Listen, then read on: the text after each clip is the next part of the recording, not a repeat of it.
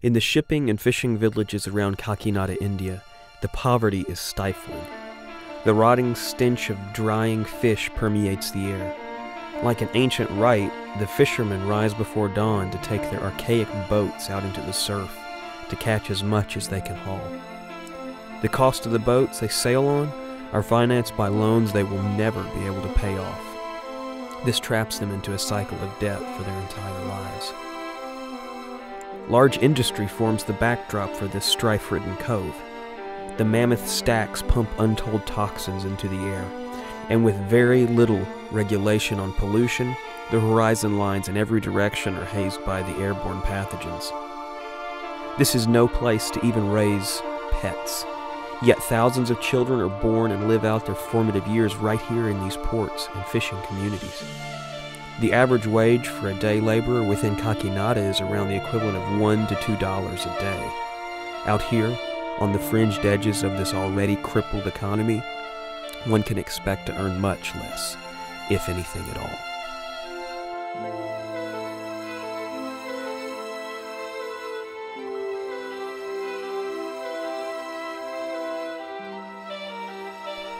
It's estimated that Americans alone spend more than $41 billion a year on their pets. This means that the average American pet owner spends around $440 on their animals per year. The inhabitants of rural India must live on much less annually. Our dogs, cats, hamsters, or household birds are better fed than the average population of rural India.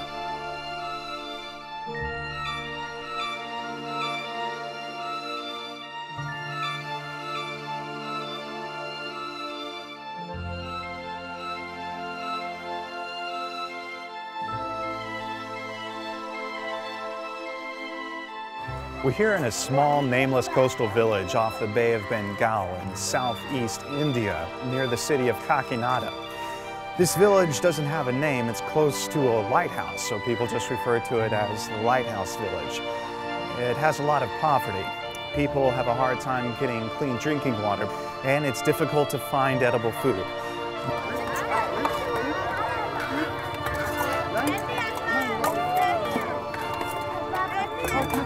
I know.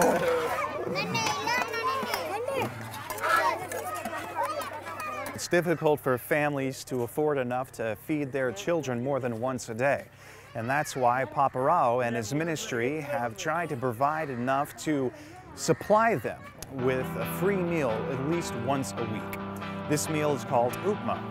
It's a nutritious cornmeal substance that's supplemented with vegetables. We've set it up in a large cauldron down this main street. Children from all over the village have come with tins, bowls, plates to get whatever they can.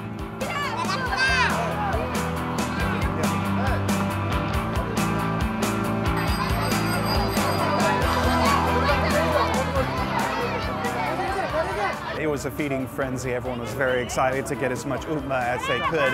Upma is a small cornmeal mixture with nutritious vegetables added. Now we're getting ready to pass out toothbrushes and soap for free so they can have good hygiene.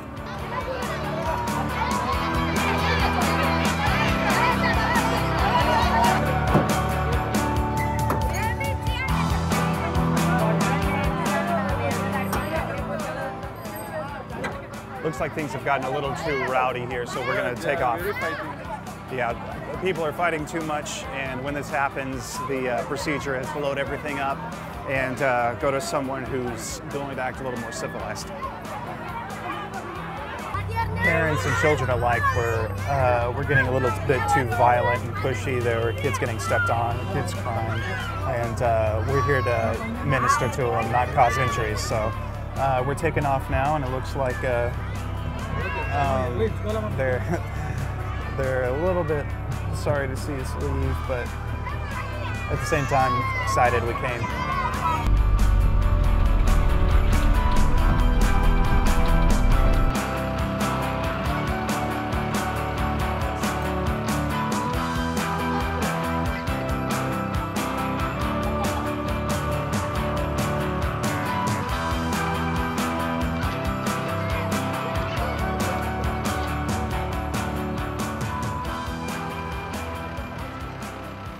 So we've made it to a different village. We have our toothbrushes and the soaps that we couldn't give to the last village because things got a little bit too rowdy.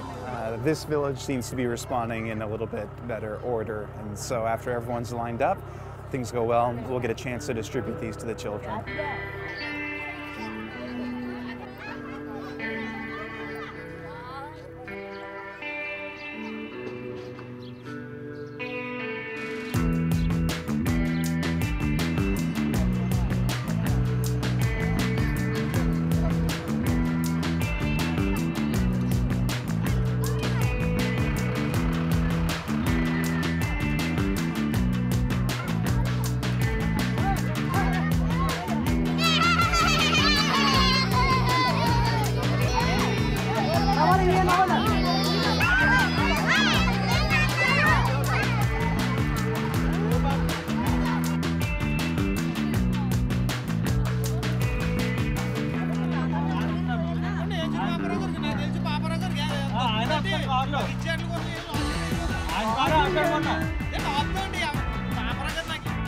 A number of the fishing villages are located on borrowed property.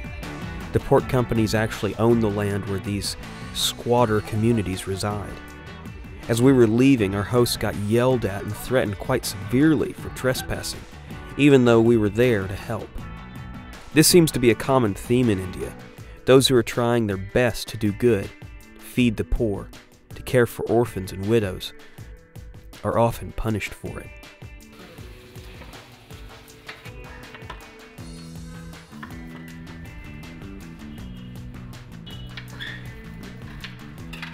Resistance or not, the work must go on. The amazing thing about our hosts was that no matter what they faced, it didn't matter. The next day, they were at it again, struggling, striving, and simply trying to make a difference. The next day, we were met with much less resistance. We made more utma, loaded up, and headed out for another fishing village.